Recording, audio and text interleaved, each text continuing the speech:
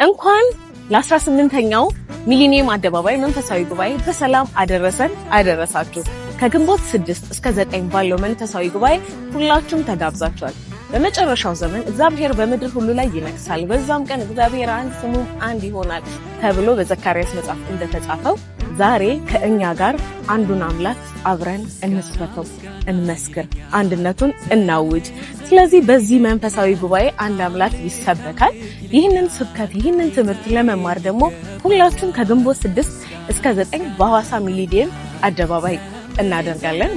ግንቦት 6 ሁላችንም እናት አጥቢያ በመገናኘት ኳየሩን እያጀብን አብረን ጉዞ እናደርጋለን። በዚህ ጉዞ እግዚአብሔር አንድነቱ ይሰበካል። ሁላችንም አንድ ላይ አምላካችንን እናነግሳለን።